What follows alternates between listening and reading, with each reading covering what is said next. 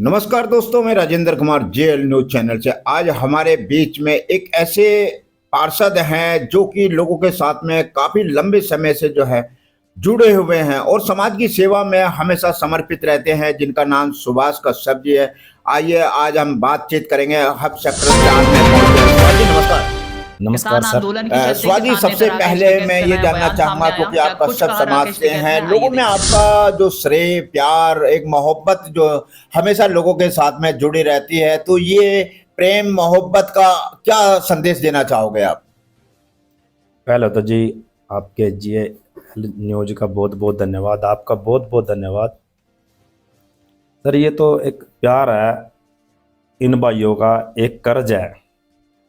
कोई पिछले युग में कोई अच्छे पुण्य करे होंगे, जो मन ऐसे दोस्त ऐसे भाई मिल रहे जो दिल से प्यार करते हैं। एक दिखावा नहीं, दिल से प्यार जिसे कहते हैं, दिल से प्यार करते हैं, दिल से प्यार करते हैं। आप परसों ही देख लो, मेरे को शाम को आदेश हुए माननीय मुख्यमंत्री श्री नायब सिंह सैनी और पूर्व मुख्यमंत्री माननीय श्री मनोहर लाल खट्टर जी का आपने 20 पॉइंट पे स्वागत करना है जी अपना ट्रांसपोर्ट नगर।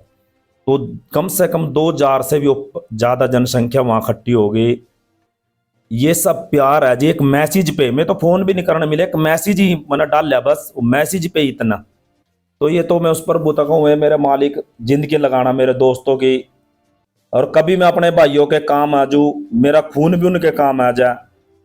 वो कह देते हैं ना, हमारे बड़े कह देते हैं भाई, मेरे जो बदन पर चमड़ी है भाई, वो भी उनके अपने कहना चमड़ी बनवाएगा समर्पित है भाई। उनको जुत्ती भी बनवाएगा पराऊं तो भी कम है। मुझे इतना प्यार मेरे भाइयों का, मेरे दोस्तों का है। शायद कोई पुण्य जरूर करे होंगे कोई युग में, जो ऐसे भाई ऐसे दोस्त मिले। नहीं, मैं तो एक आम सा लड़का हूँ जी, गरीब घर का जाकत हूँ, सब्जी मंडी में प्रधान हूँ, सब्जी बेचने वाला लड़का हूँ। एक आम सा लड़का, आम सी जिंदगी है, कोई इतना बड़ा कोई वो नहीं है, थोड़ी अपनी जमीन है, तो प्रभु की दया से रोटी खा रहे, लेकिन इतना प्यार। अच्छा, जैसे आपने सुभाष जी कई बार आपने सोचा है, तो आपने कभी सोचा था कि मैं इस मुकाम तक पहुंचूंगा? नहीं सर, जब मैं सर है ना, मेरे को मेरी आज भी याद है, मेरे को 2003 में 2004 में सब्जी मंडी में प्रधान बनाया गया। तो माननीय हमारी डीसी थी जीएस कसनी जी जी, तो उसके सामने हमारे मंडी वाले पेश हुए, तो उन्होंने कहा एक अपना प्रधान चुनो मंडी का। तो सारी मंडी ने मेरे ऊपर अंगली टेक दी, भाई हम तो आपको प्रधान बनाएंगे। सारे कह रहे थे मेरे को बना दो, मेरे को बना दो। तो मैंने सच बता रहा, आपके चैनल के माध्यम से कसम खाया कहने गया, तो मैंने मना कर दिया, भाई मैंने कोई प्रधान नहीं बनना, सब अपने घर के प्रधान है। जो बोल मना जब कहे थे, वो मेरे दोस्त भी सुन रहे होंगे इस बात ना, चाहे कभी पूछ लियो उनसे। मैंने कहा मैं नहीं प्रधान बनता हूँ, आप जो मर्जी बन दो भाई, मैं नहीं बनूंगा। तो हम अगले दिन फिर डीसी साहब के मैडम जी के पास गए, डीसी मुद्दे जी के पास। तो भीतर में मेरे दोस्त चले गए, मैं नहीं गया। तो तारे को बोले था भाई कल एक प्रधान चुनना अपना मंडी का। तो उन्होंने कहा, तो मैडम ने कहा भी हमने चुने तो था जी सुभाष है जी हमारा भाई, और सब नौजी पे अंगली टेक की, लेकिन वो मना कर रहा। तो फिर मेरे को अंदर नुकाया हुआ सुभाष जी नुका, उसको बुलाओ अंदर। तो मेरे को मैडम ने, डीसी मुद्दे ने अंदर बुलाया, नुको भाई आप इस एप्लीकेशन पकड़ दो, शान जी बाप सारे आपको चुनना चाह रहे, सब ने साइन कर रखे थे उस पर। मैंने कहा हाँ मैडम जी मैं नहीं बनना चाहता, को मान लेनी चाहिए जी सारे कह रहे।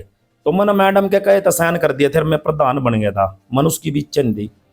तो उसके बाद मैं बीजेपी में, राजनीति में आज मैंने 20वां साल चल रहा बीजेपी में ही हूँ। मैंने बीजेपी पार्टी चुनी थी, और ये 20 साल पहले ही आपने पार्टी भाजपा चुन ली थी, जब बीजेपी का कोई अस्तित्व नहीं था, कोई जाना भी नहीं था बीजेपी ना, डर लगा था बीजेपी के नाम से, पार्टी के जाते हुए। लेकिन आपने उस समय जो है वो ज्वाइन करी। हमने उस टाइम में बीजेपी ज्वाइन करी। मैंने अपनी टीम के साथ जब मैंने बीजेपी ज्वाइन करी थी ना, तो 2,500-3,000 बंदों के साथ ज्वाइन करी थी पूरा। उस समय भी जी रुको तो रह गया था भाई। ऐसा प्रोग्राम किसने कराया, जो मौके के विधायक थे नहीं हमारे, वहां से भी मेरे को बड़ा प्रेशर आया भाई इस लड़के को कैसे इसमें ले आए, कांग्रेस में ले आए और पार्टियों में, लेकिन मेरे को बड़ा प्रेशर आया। लेकिन मैंने परवाह नहीं करी, क्यों, हम तो अपनी मेहनत करके रोटी खा रहे, 2 नंबर का तो काम कर ही रहे थे हम जी। तो मैंने कहा अभी बीजेपी में कोई भी धरना प्रदर्शन हो रहा था भाई, कुछ भी बात हो रही थी, तो सबसे पहले मेरी टीम को याद किया जाकर मेरे पर कॉल करता करते, भाई सुभाष इतने लड़के लेके यहाँ पहुंच। जब मैंने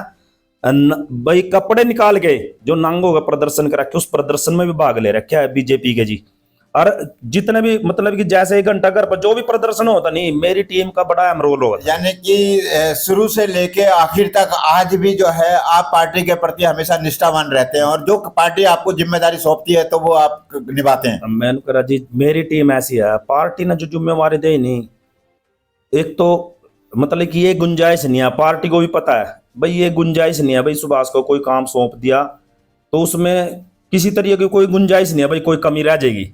हमेशा कसौटी पे खरे होते रहे अरे हैं। बिल्कुल जी, मेरी टीम है जी, मैं तो कुछ नहीं हूँ, मेरी तो टीम है, जो है वो टीम सब कुछ है मेरी तो जी। अच्छा सुभाष जी, जैसे आप पार्षद बने, पार्षद बनने के बाद में आपको पहले खुशी कैसे हुई? और मैं एक चीज और भी जानना चाहूंगा, मान लीजिए पार्षद से अगर आप विधायक की दौड़ में अगर आते हैं, विधानसभा चुनाव भी आगे आने वाले हैं, तो अगर पार्टी आपको चुनाव लड़ाने का प्रयास करे तो क्या आप उस कसौटी पे खरा उतरेंगे? देखो जी, मैं जब एमसी बनने का मैं ना कोई भी किसी तरीके का भी कोई वो नहीं था।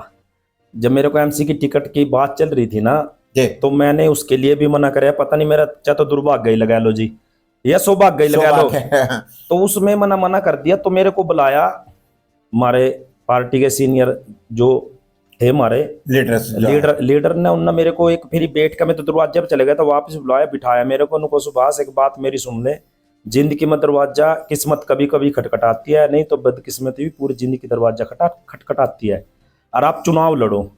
और मेरे फोन पे माननीय मुख्यमंत्री जी से भी बात कराई, श्री मनोहर लाल जी थे, भैया मना कर रहा, तो फिर मैंने कहा चल कोई नहीं जी, जो आपका देश वहां लड़ लेंगे।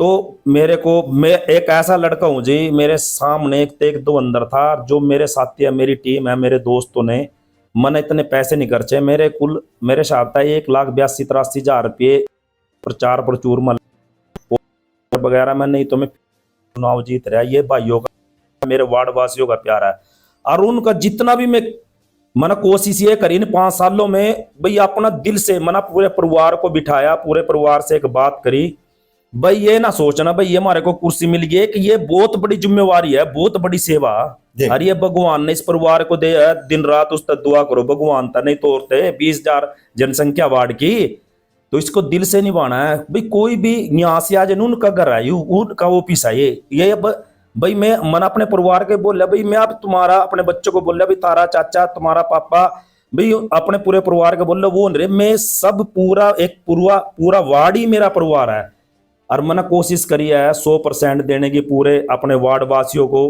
पूरा 100% देने की।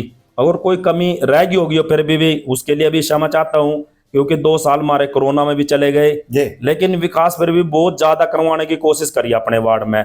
और रही विधायक की बात जी, पार्टी जो भी मेरे को, अगर कोई भी पार्टी, अगर मेरे को पार्टी कोई भी जिम्मेवारी देती है तो मैं दिल से पार्टी की जिम्मेवारी लूंगा, और दिल से सेवा भी करूंगा, सेवा भी करेंगे। हाँ सेवा भी करूंगा जी, मैं दिल से सेवा करूंगा जी।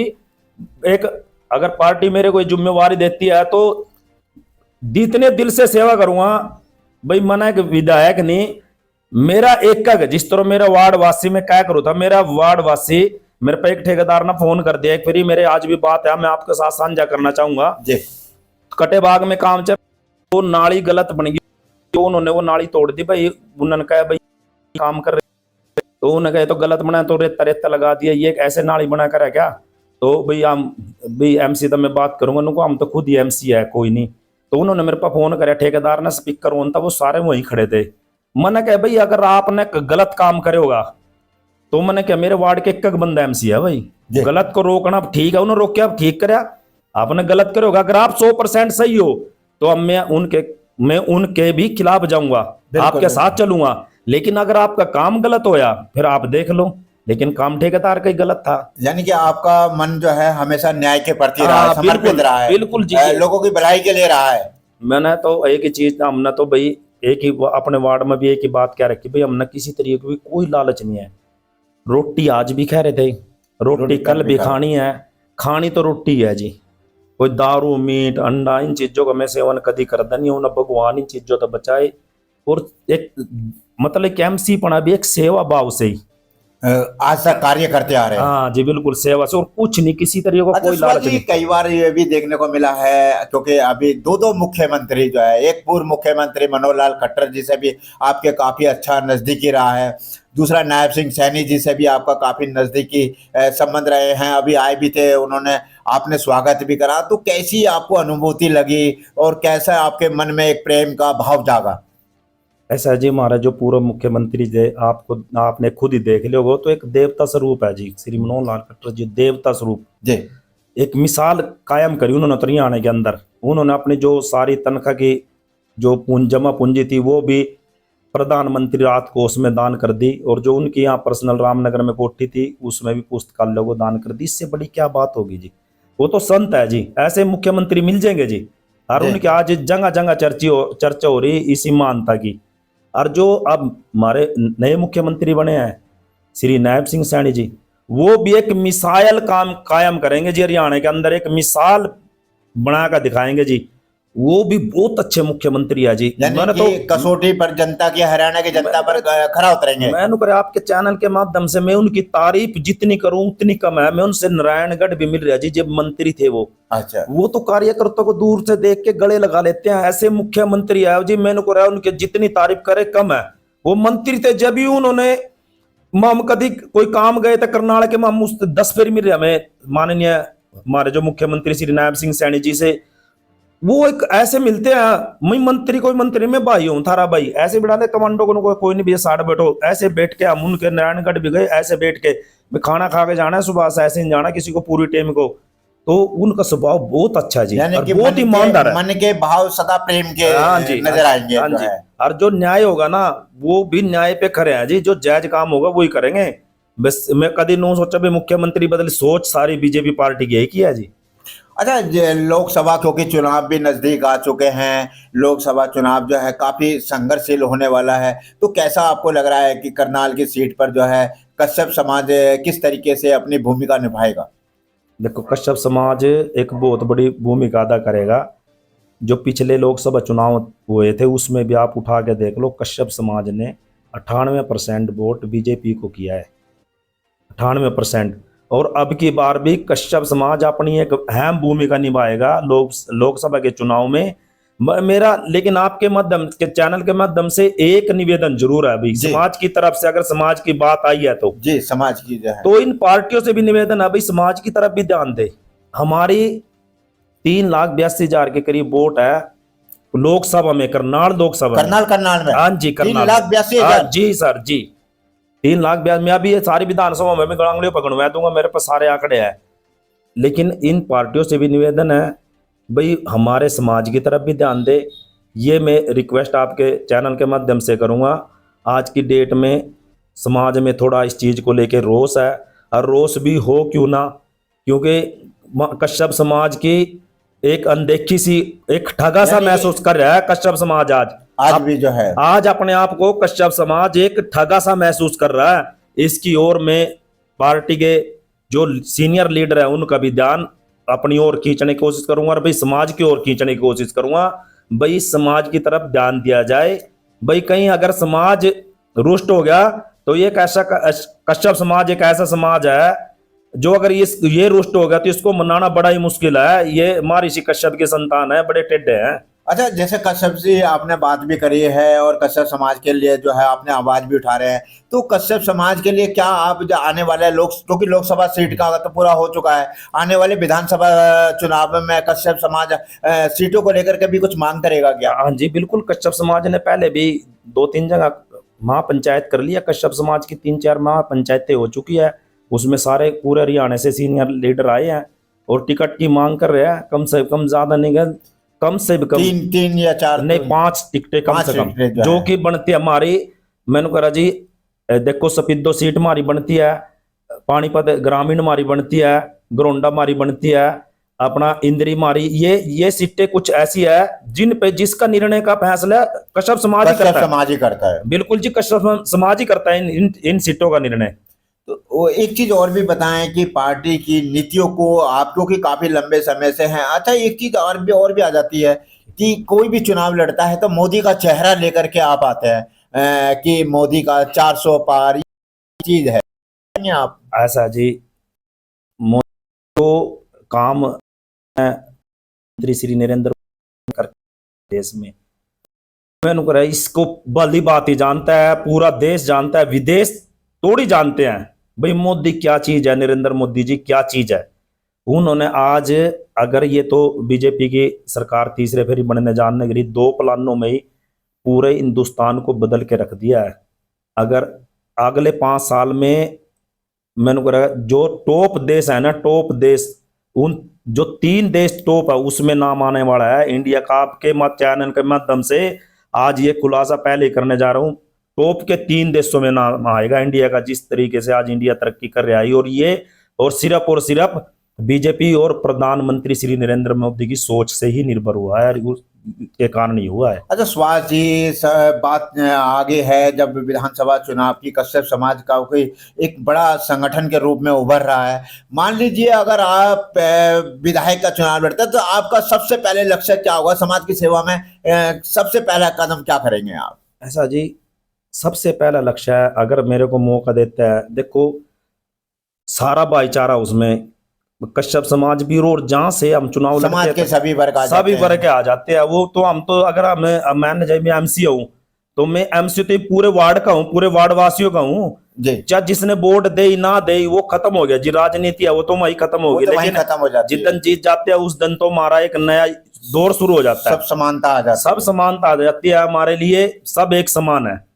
तो हमने, अगर भगवान ऐसा मौका देता है तो मेरे लिए एक समान ही रहेगा और सबको एक समान ही दर्जा और एक समान ही लेके चलने का वो करूंगा। अच्छा सुभाष जी, कोई आपका जिंदगी का कोई ऐसा अनुभव जो आज भी आपको झंकोरता हो, कहीं आपको यादें आती हो, और कभी कोई ऐसा कोई दौर आपका जिंदगी से निकला हो जो आज हमारे दोस्तों के साथ में, दर्शकों के साथ में शेयर करना चाहेंगे? कुछ ऐसी यादें जो आपको आज भी मन को भाती हो?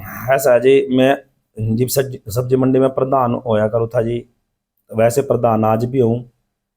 तो हम बड़ा हंसी मजाक हो रहा था, बड़ी एक जिंदगी, अलग ही जिंदगी हो रही थी हमारी, बेपरवाह, कोई टेंशन नहीं, कोई कुछ नहीं। अपना ऑर्गेनिक सब्जी उगाने का बड़ा शौक था मैंने उत्तराखंड से भी ऑर्गेनिक सब्जी उगाने के तरीके सीखा था मैं वहां से भी जाके, तो मैंने बड़ा विधि का पता ऑर्गेनिक का, ये मेरा पूरा तजर्बा है जी। अच्छा, खेती से संबंधित आपको काफी जानकारी रहती हाँ है? जी बिल्कुल, जानकारी, बड़ा मन हुआ खेतों में जाके। आप, एक बात आपको बता देता हूँ मैं सर, आप हैरान हो गए मेरी बात को सुन के, भाई जी क्या जी कह रहा है, दिल जी से कह रहा है, ईमानदारी से कह रहा है। जी। मैं आना अभी भी खेत में जाऊं ना, खेत की मिट्टी को उठा के नु सूंघता हूं, उसमें से अलग ही खुशबू आ यानी कि आज भी जो है आज आपका भी, जो है आज वो भी। प्यार जो है वो बना रहता हाँ है? जी हाँ, मैं इनको रहने का उसमें से अलग ही खुशबू आ, उसको सूंघता हूँ मैं, मेरे उसके क्या गुलाब की और खुशबू नहीं, वो खेत की खुशबू का ही नजारा। अब हमारे को नू पता लग गया नहीं, हाँ भाई खेती हो रही, हमारे को सब्जी उगाने का बड़ा शौक था, हमारा एरिया पूरा सब्जी का था, अपनी जमीन हो गई, थोड़ी थोड़ी जमीन अभी भी है।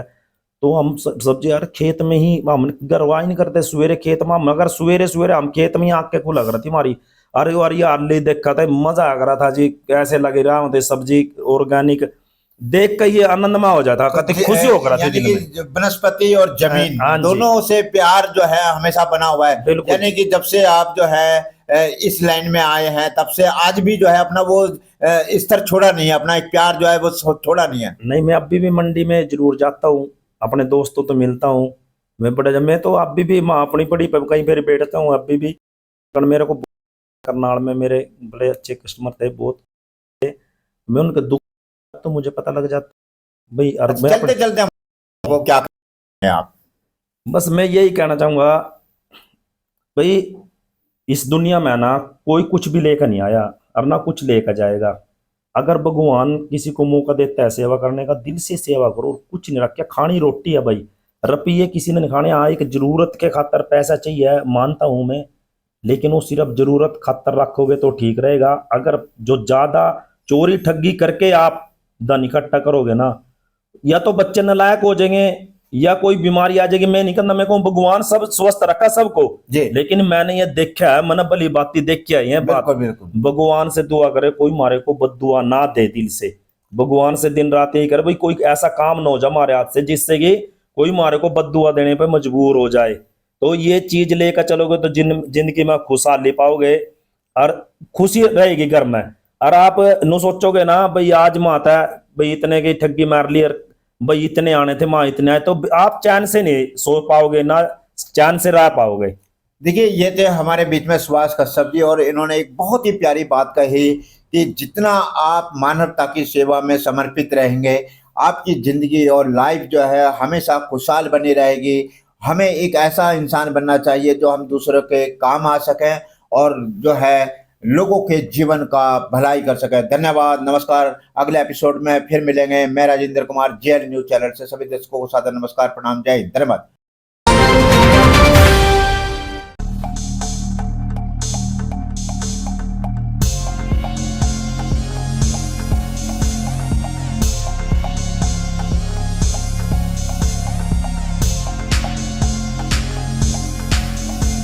जेएल न्यूज, नया जमाना, नई सोच।